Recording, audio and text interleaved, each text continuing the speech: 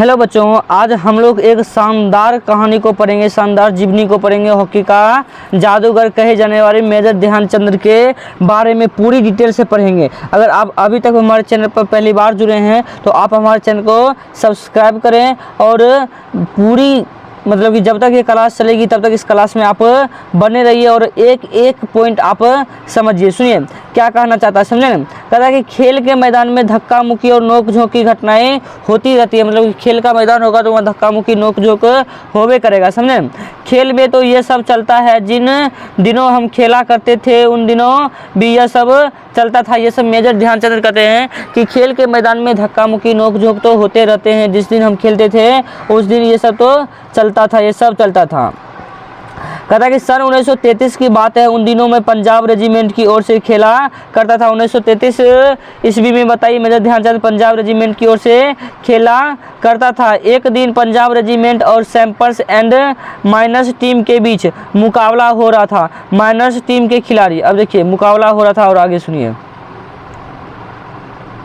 मुकाबला हो रहा था, माइनस टीम के खिलाड़ी मुझे गेंद छीनने की कोशिश, माइनस टीम के खिलाड़ी मुझसे गेंद छीनने की कोशिश करते, लेकिन उनकी हर कोशिश बेकार हो जाती थी। इतने में एक खिलाड़ी ने गुस्से में आकर हॉकी स्टिक मेरे सिर पर मारी और मुझे मैदान से बाहर ले गया। अब देखिए, हॉकी के खेल के मैदान में गेंद माइनस टीम के खिलाड़ी इनसे गेंद छीनना चाहते थे, लेकिन बार बार वो असफल हो जाते थे। गुस्से में एक खिलाड़ी ने हॉकी स्टिक इसके सर पे मार दी, जिसका मेरे ध्यान से देखा हुआ खेल के मैदान से बाहर हो गए। और आगे देखिए, आगे क्या कहता है। आगे कहता है कि थोड़ी देर बाद मैं पट्टी बांधकर फिर मैदान में आ पहुंचा। आते ही मैंने उस खिलाड़ी की पीठ पर हाथ रखा और कहा कि तुम चिंता मत करो, तुम चिंता मत करो, इसका बदला मैं जरूर लूँगा। मेरे इतना कहते ही वो खिलाड़ी घबरा गया और वो हर समय मुझे ही देखता था कि मैं कब हॉकी स्टिक उसके सिर पर मारने वाला हूँ। देखिए, जब माइनस टीम के खिलाड़ी ने मेजर ध्यानचंद को सर पे हॉकी स्टिक मारा तो इसे तो खेल के मैदान के बाहर ले गया, लेकिन जब वो वापिस अपने सर पे पट्टी बांध कर आए तो उसी खिलाड़ी को पीठ थपथपा कर कहा कि टेंशन मत लो, मैं तुमसे बदला जरूर लूँगा। अब वो बेचारा घबरा गया, टेंशन में आ गया कि पता भाई कहीं फिर ना हमें मारे, समझे। ये खिलाड़ी जो माइनस टीम था वो सोच में डूबा हुआ था कि कहीं फिर इसे ये भी मुझे हॉकी स्टिक मेरे सर पे ना मार दे, समझे। अब कहता है कि हॉकी स्टिक मारा तो नहीं, लेकिन बदला किस प्रकार लिया वो देख लीजिए। कहता मैंने एक के बाद एक झटपट 6 गोल कर दिए और खेल खत्म होने के बाद मेजर ध्यानचंद छटपट करके एक बार नहीं, एक के बाद लगातार 6 गोल कर दिए। कितना गोल कर दिए बाबू रे? 6 खेल कर दिए थी, 6 गोल कर दिए और खेल क्या हो गया? खत्म होने के बाद मैंने फिर उस खिलाड़ी के पीठ थपथपाई और कहा दोस्त, खेल में इतना गुस्सा अच्छा नहीं होता, मैंने अपना बदला ले लिया। अब देखिए, पीठ थपथपा कर कहते कि दोस्त, खेल में इतना गुस्सा अच्छा नहीं होता है, मैंने बदला ले लिया। एक के बाद लगातार कितना गोल कर दिए? 6 गोल कर दिए। कितना गोल कर दिए बाबू रे? 6 गोल कर दिए। और कहा कि मैंने तो अपना बदला ले लिया, मैंने अपना बदला क्या ले लिया है। अगर तुम मुझे हॉकी नहीं मारते तो शायद मैं तुम्हें कितने गोल से हराता? तो 2 गोल से हराता। वो खिलाड़ी सचमुच बड़ा शर्मिंदा, वो खिलाड़ी सचमुच क्या हुआ? बड़ा शर्मिंदा, क्योंकि बात ही बहुत अजीब बोल दी है। मेजर ध्यानचंद बोलते कि अगर तुम मुझे हॉकी स्टिक नहीं मारते तो मैं तुम्हें सिर्फ 2 गोल से हराता, लेकिन तुमने मुझे हॉकी स्टिक मारी इसलिए मैं तुझे कितने गोल से हराया? 6 गोल से हराया हूँ, समझे ना। अब वो खिलाड़ी बहुत शर्मिंदा हो गया। तो देखा आपने मेरा बदला लेने का ढंग क्या है। सच मानो तो बुरा काम करने वाला आदमी हर समय डरता रहता है कि कहीं उसके साथ बुरा ना हो जाए। मतलब बुरा काम करने वाला व्यक्ति हमेशा डरते रहता है कि कहीं मेरे साथ बुरा ना हो जाए, मेरे साथ क्या ना हो जाए? बुरा ना हो जाए। और आगे देखिए क्या कहता है।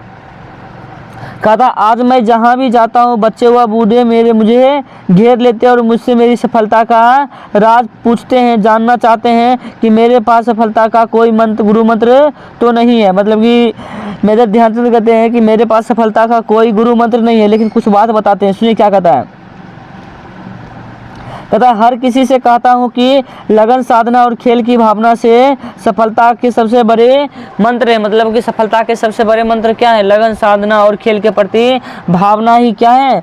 ये सफलता का राज है। अब देखिए इसका जन्म परिचय जान लेते। कहता कि मेरा जन्म 1904 ईस्वी में प्रयाग में एक साधारण परिवार में हुआ था। 1904 ईस्वी में बाद में हम झांसी आकर बस गए। 16 साल की उम्र में मैं फर्स्ट ब्राह्मण रेजिमेंट में एक साधारण सिपाही के रूप में भर्ती हो गया। देखिए 16 वर्ष की उम्र में फर्स्ट ब्राह्मण रेजिमेंट, कौन सा फर्स्ट ब्राह्मण रेजिमेंट में एक साधारण सिपाही के रूप में दाखिला हो गया, दाखिला हो गया। अब देखिए आगे क्या कहता है, आगे कहता है कि मेरी रेजिमेंट हॉकी खेल में काफ़ी नाम था। खेल में मेरी कोई दिलचस्पी नहीं थी। उस समय हमारी रेजिमेंट के सूबेदार मेजर तिवारी थे। कौन थे? मेजर तिवारी। वो बार बार मुझे हॉकी खेलने के लिए कहते थे। हमारी छावनी में हॉकी खेलने का कोई निश्चित समय नहीं था।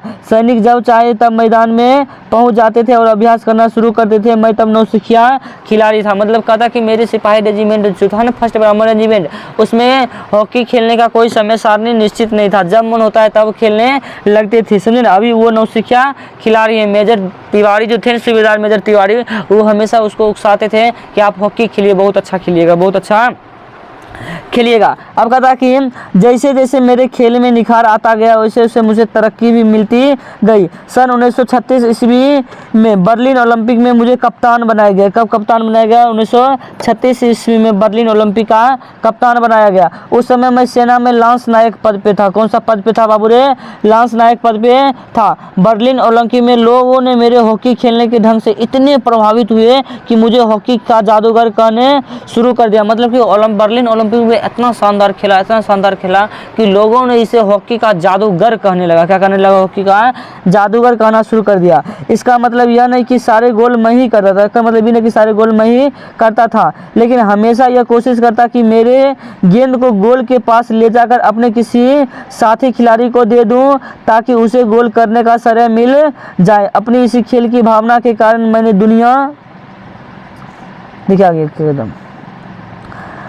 मैंने दुनिया के खेल प्रेमियों का दिल जीत लिया। बर्लिन ओलंपिक में हमें स्वर्ण पदक मिला। क्या मिला था बाबू? इसको स्वर्ण पदक मिला था। खेलते समय मैं हमेशा इस बात का ध्यान रखता था कि हार या जीत मेरी नहीं बल्कि पूरी देश की है। मतलब कि खेल के प्रति ऐसा भावना रहना चाहिए कि हार या जीत हो या पूरे देश की होना चाहिए, पूरे देश की होना चाहिए। अगर आपको यह वीडियो अच्छा लगा है तो हमारे चैनल को क्या कर ले बाबू रे? हमारे चैनल को सब्सक्राइब कर ले और कमेंट करके हमें ज़रूर बताएं कि यह वीडियो कैसा लगा, समझे ना। उसके बाद मैं नेक्स्ट वीडियो में इसका क्वेश्चन आंसर करा दूंगा। वीडियो देखने के लिए धन्यवाद।